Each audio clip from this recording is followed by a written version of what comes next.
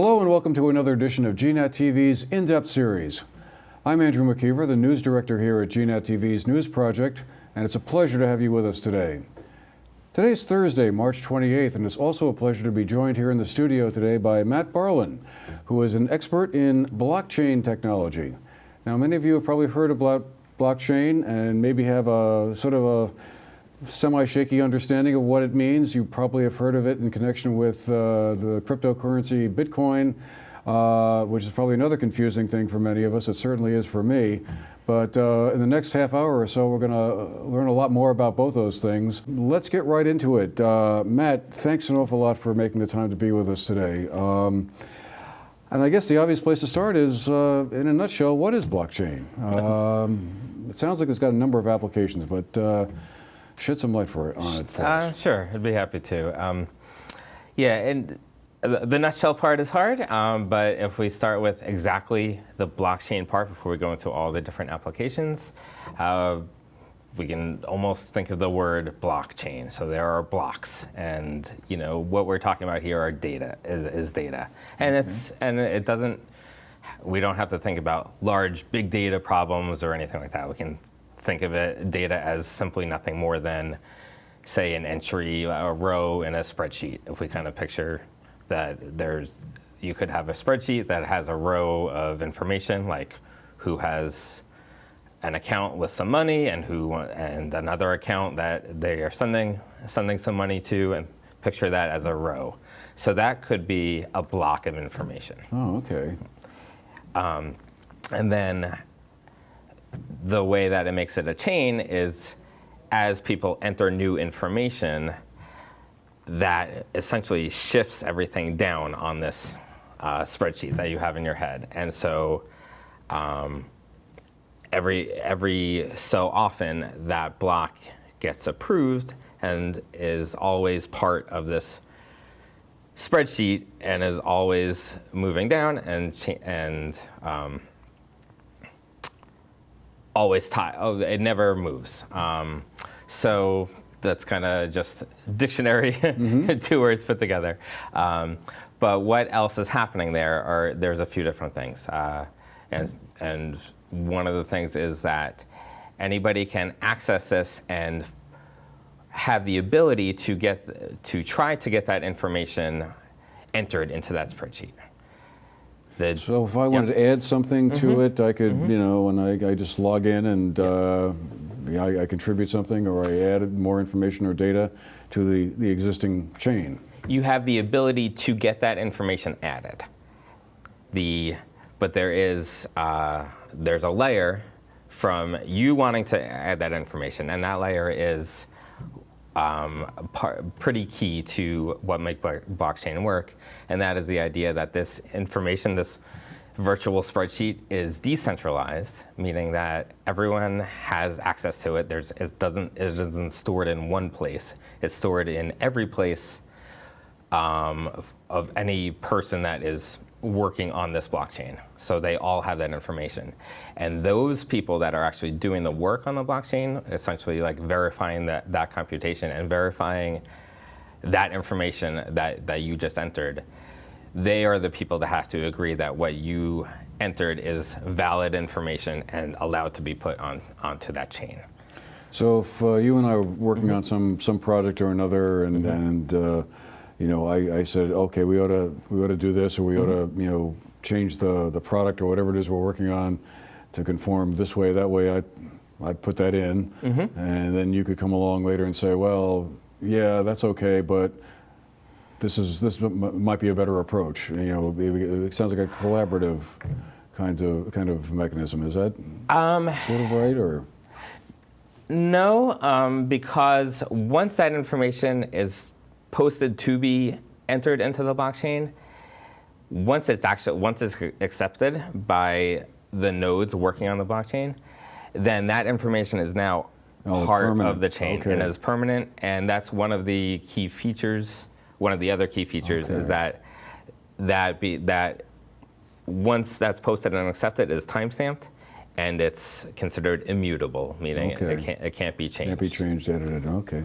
So before we get further into this, I just was curious to hear how did you get into this, and you clearly must come from a technical computer background to find this work compelling.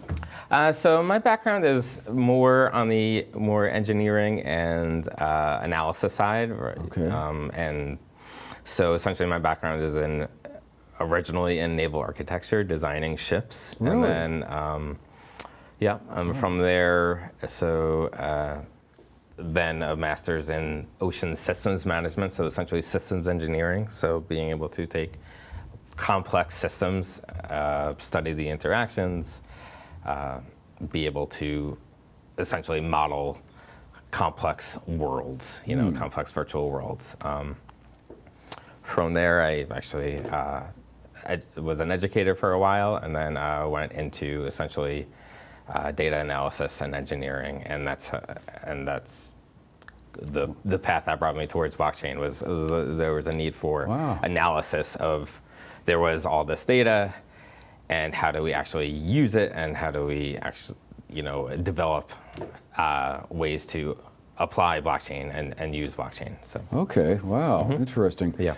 Well, as I mentioned at the start, a lot of people think of blockchain and Bitcoin sort of as tied together. So maybe this is a good point to talk a little bit about Bitcoin. It's a currency that it seems to be getting in wider and wider use. It seemed like when it was first developed 10 or 12 years ago, or kind of emerged on the scene, it was very, very narrow use or whatever. But now it seems to be spreading its wings a little bit. But what exactly is it? Is it kind of a computer currency? Is that kind of the basic idea? Yeah. So Bitcoin is a cryptocurrency.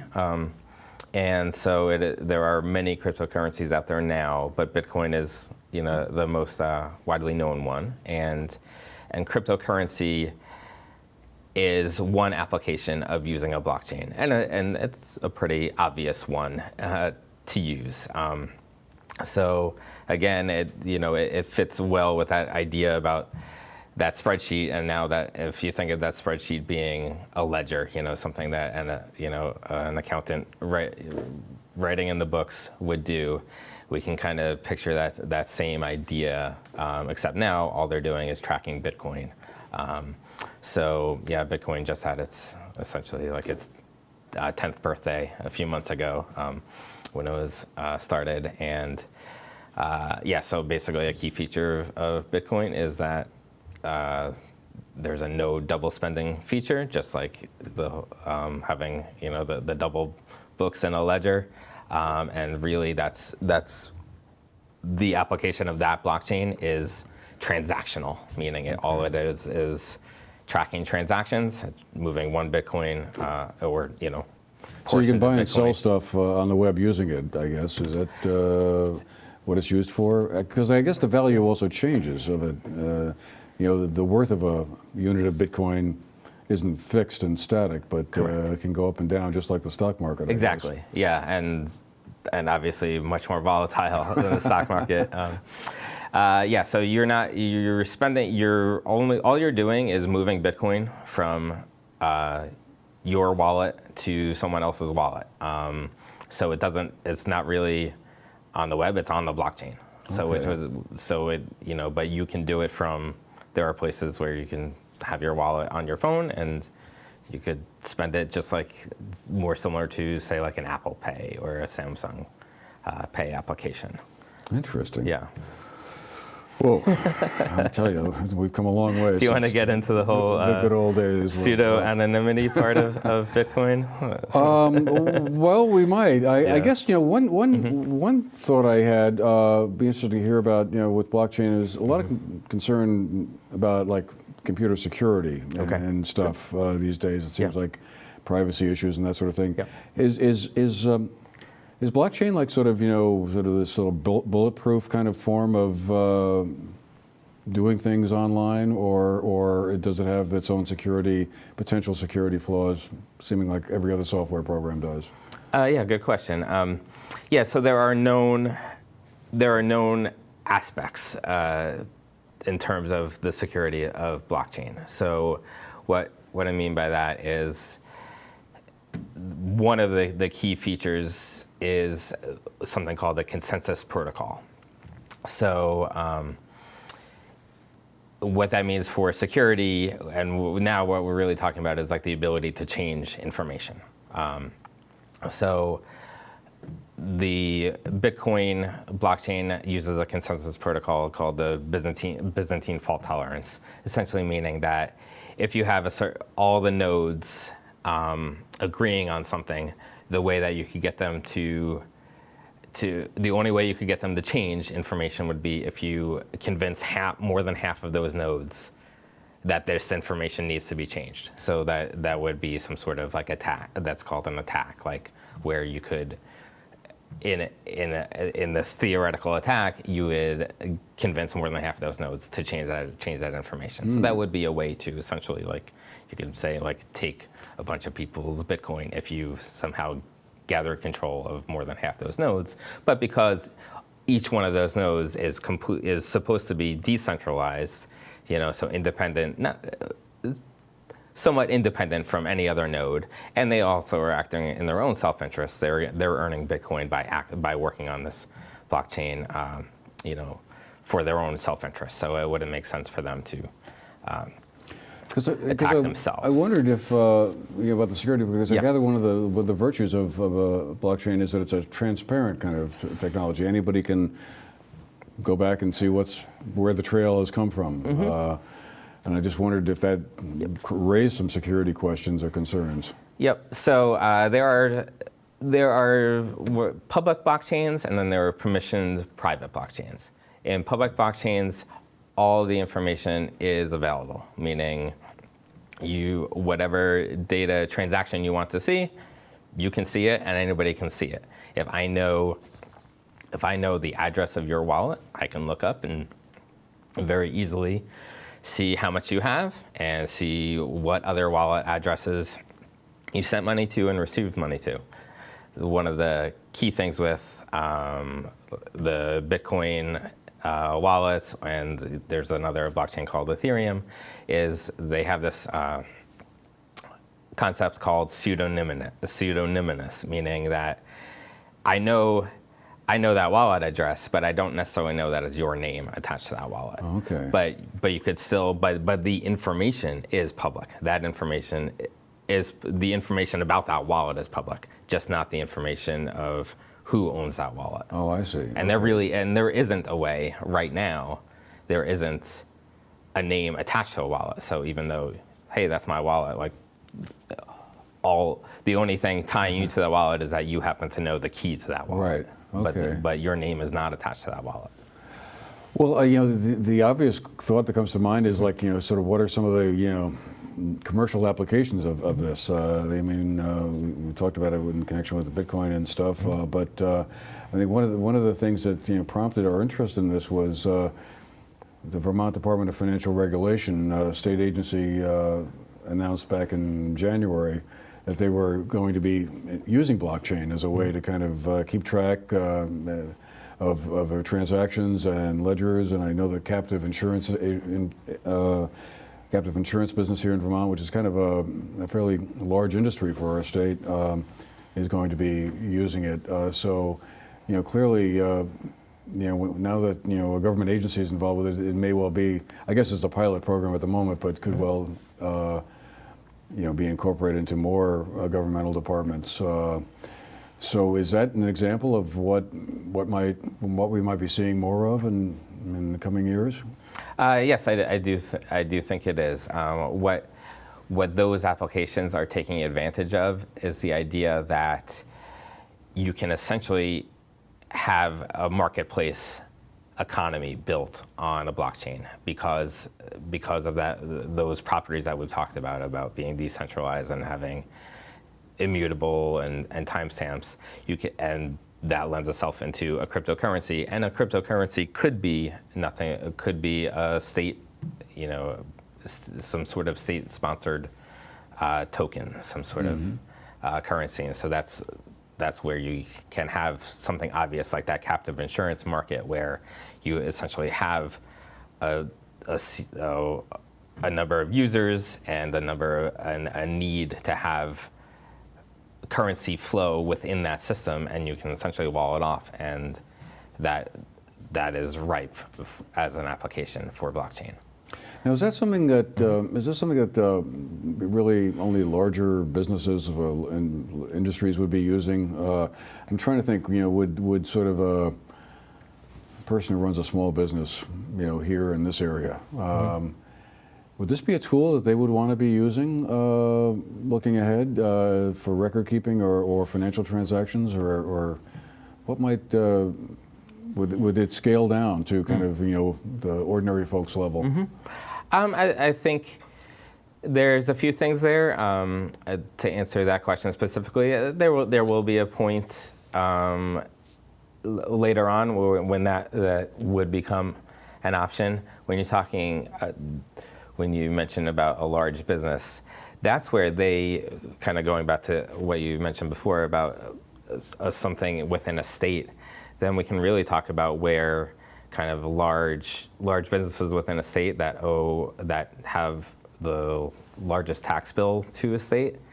That's where where I believe you will see many states work with their existing largest taxpayers, and again, that's where you could see things happen, where that business may prepay their taxes in the form of a cryptocurrency in exchange for a discount.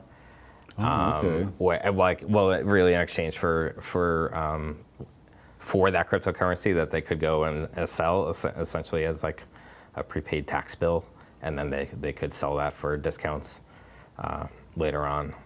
So something similar to essentially a government issued bond, but with a much different framework. Wow. Yeah. I guess one. I gather that one concern, if that's the right term, is there isn't yet a regulatory environment around any of this. Is that something you see coming down the road in the not too distant future, or where are we at with that? Oh, that's a daily topic. Okay. Yeah, that is. Every day so the SEC has, you could say, been actively monitoring everything happening, whether it's Bitcoin or other cryptocurrencies. They've done a good job of staying back, is trying to keep their hands off to let this industry grow. If they came out too early and said, no, we're scared of this and we're gonna just quash it, then it wouldn't have taken off. They're gonna let it grow. They're watching it. They're stepping in when they need to. So far, there have been some, just obvious scams when it came to some cryptocurrency projects, and they stepped in and stopped those when they were just a celebrity attaching their name and there was nothing behind it. They've stopped those. And there's talk there. I don't remember the number. I think there's 5 SEC commissioners, and they're not unanimous. They're still, when some of the bigger ones bigger decisions have come up, they're close. There was a venture some people might know from, if you watch the movie The Social Network, there were the Winklevoss twins. Oh, right. They're pretty heavy in Bitcoin, okay. And they've been trying to get essentially an exchange traded fund on Bitcoin and get approval from the SEC to do that. So they were denied last summer, but they're not giving up either. They're the two guys who, with Mark Zuckerberg, founded Facebook or whatever, and then had a bit of a falling out afterwards, Exactly. I gather. Yeah. It just strikes me, if I were in the banking business, should I be worried about this? It sounds to me like Bitcoin or blockchain is the potential to eliminate banks as the sort of the middleman of clearing transactions. Exactly. You're exactly right that any industry where all they are is that exactly what you said, a middleman clearing transactions and charging, 5, 10, 15% to do that, whereas you can right now timestamp a contract and the funds are transferred as you digitally sign that contract, and that has happened for The deal is done. A deal is done, and for in some cases, depending on and getting into like how much the network is charging in terms of transaction fees, it can be done for cents, it can be done for dollars, as opposed to you could have a $1 billion contract change hands and it'd be done for a couple dollars in transaction fees.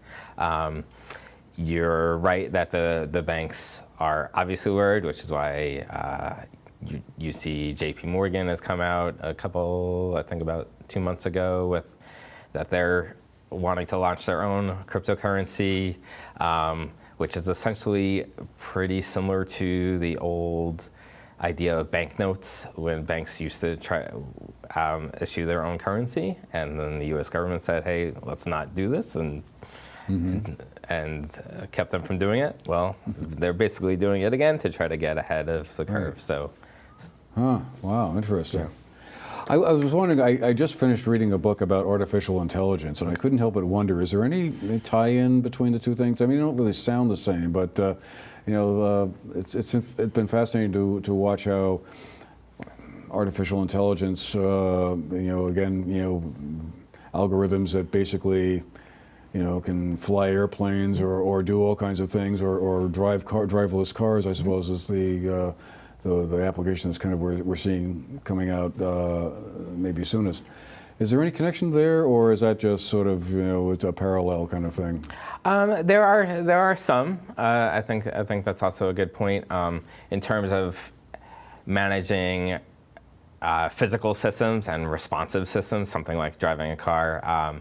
That wouldn't be an application of AI on blockchain, because part of blockchain is that it's timed. Right now, most of the existing blockchains are timed, like that all that information is ready to be onto the next block, but the blocks are managed essentially through something called hashing power to keep the block times at a relatively even pace. So for Bitcoin, it's about 10 minutes. So, and other ones are much faster. Ethereum is more like 14 seconds. But even still, that wouldn't work for driving a car or flying a plane. Yeah, however, instantaneous. Right, exactly. Yeah. But your question about AI on the blockchain, there is definitely an application for that right now, because most of the applications on blockchain are cryptocurrency blockchains or applications. Then there is definitely the ability for AI, essentially programming bots to essentially arbitrage on an economic system. So Okay. So how soon is this likely to go kind of mainstream? Would you when are we at a point where you're seeing in a couple of years? Not only would one or two state agencies in Vermont be employing this, and captive insurance agencies using it, but it will be much more widely employed. So I think there's the business-to-business mainstream, and then there will be the consumer, the what we call like a peer-to-peer network, and that'll come much later. I think that might be more like a 10-year thing, but the business-to-business, I believe, is within 3 years. Really? Yeah, because those transactions are larger, because there's so much paperwork and involved right now. Say if you took an application of just producing a good and delivering it, and think about how many times that bill of lading changes hands, gets reworked every time you cross an international border, and how many different people need to be paid along the way. Those types of applications are,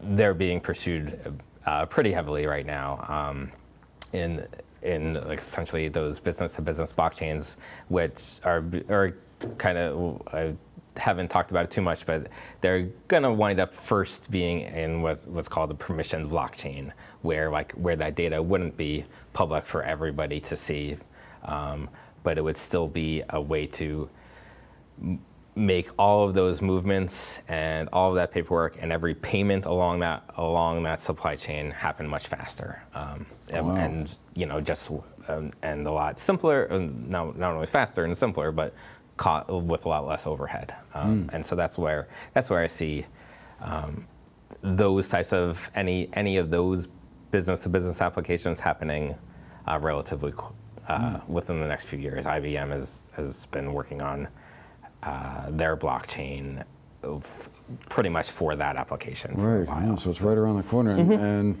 even someone in Pownell, Vermont, where you're based, can be doing this stuff, I guess. Having internet and virtual meetings and able to work from Pownell. I work for a company and we've said that blockchains are decentralized, meaning no one person has the information, and our company is decentralized. We are literally all over the world, but we get together and work on for the same company. And we can just close this one question here. I mean, one of the issues that's frequently talked about here in Vermont is broadband speed. I take it broadband is robust enough, at least down in Pownell, to allow this sort of thing to happen, or does it require special equipment? It doesn't require special equipment. It is just robust enough for me to, my applications are essentially telecommuting, right? If that it's just enough. They're not fast enough to actually work to do one of the workers on a blockchain. What we haven't talked about. I know we're close, but we haven't talked about miners on a blockchain, which are people that are miners on a blockchain. Yeah, those are the workers. Those are the workers on a blockchain. When it used to be, that